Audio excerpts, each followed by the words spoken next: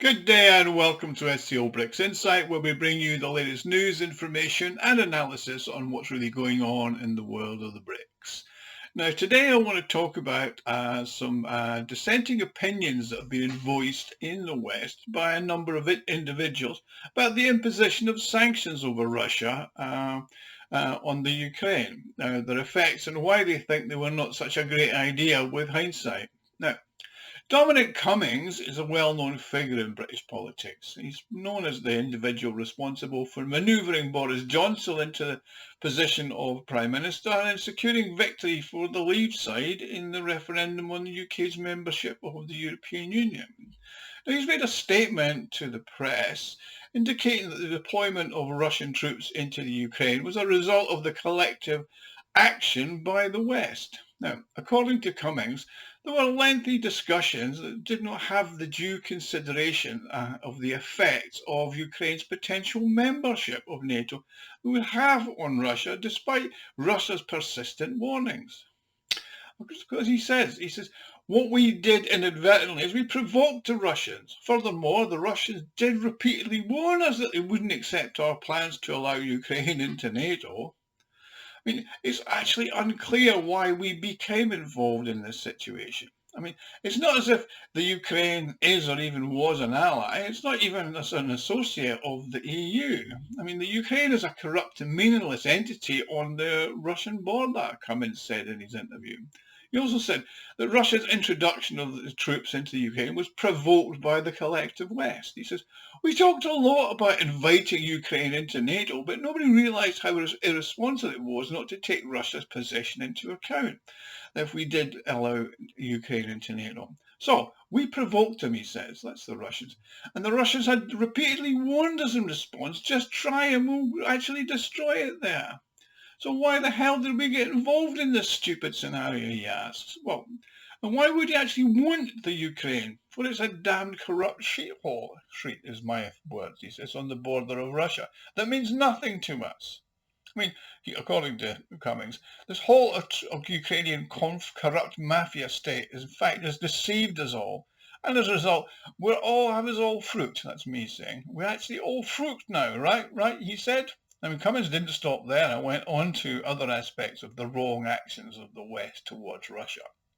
Now, the West, according to Cummings, should never have got into this stupid situation, and he's referring to the sanctions imposed on Russia by the Europeans and the Americans. Because a sober person analysing the possible consequences should have understood that the restrictions imposed will have and are now having a more serious negative impact on the European economics and politics than on what's happening in Russia. And you don't have to be a rocket scientist to understand that the war which the West pushed Russia into has only strengthened relations between Russia and China. And Russia's alliance with the world's largest industrial power is here to stay. Now, he concluded on the topic with a noteworthy conclusion. He says, the main lesson we taught Putin is this, is we told them that we're not as astute as we thought, although Putin was aware of that before. What he actually said was Putin thinks we're a bunch of freaking idiots, but I was trying to put his opinion into context.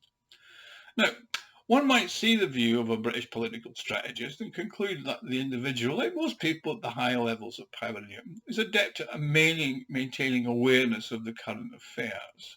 However, this is not the case with Cummings, as evidenced by Johnson's unsuccessful promotion to the UK's Prime Minister, and is not so positive solution to the issue of Britain's exit from the European Union.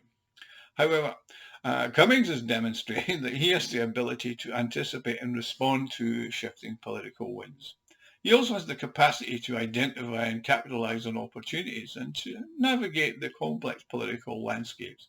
I mean, he is a British political strategist with a unique approach and style. It does appear, however, that he's not alone, and there are other figures in the West adopting such as would be called an inappropriate stance on the Ukraine crisis as well. For example, in January of this year, Robert Fico, who resumed the role of Prime Minister of Slovakia, penned an article for the Russian Pravda in which he stated, I am not in favour of portraying Russia as an adversarial country. Now, the West has misjudged the current situation as an opportunity to challenge Russia. mean, the West has repeatedly demonstrated its inability to assess this situation accurately, says FICO. He emphasised that the current situation began in 2014 and not 2022. Well, everybody knows that. Obviously, FICO's remarks and stance did not make him popular, so much so there was an attempt on his life last week, which he fortunately survived. But in the coverage of him in the Western media, it was very unflattering, and it called him a divisive figure, which means he didn't go along with the Ukraine good, Russia bad narrative. The former and perhaps future US President Donald Trump has offered his perspective. According to reports, he called the Guardian part of Russia and a corrupt state with a lot of terrible people. In an interview with Real America's Voice Network, Trump also expressed criticism of the Joe Biden administration, stating that our country and our so-called leadership mocked Putin. They almost forced him to invade Ukraine. However, these statements are largely overlooked by the Western media. This is because people like Trump, like Fico of Slovakia, like Hungary, whose leader Viktor Orban, also advocates reasonable behaviour towards Russia. It's not one of the countries or people that determines the policy of the European Union. I mean, it's important to note that Trump is not currently the person determining US policy either, and Cummings, who is currently forming his own political party, believes it will be able to challenge the current Conservative Party in the future. Well, anything can do that when the Conservative Party might not even exist. However, his statements send a clear signal to those in the West who are sensible.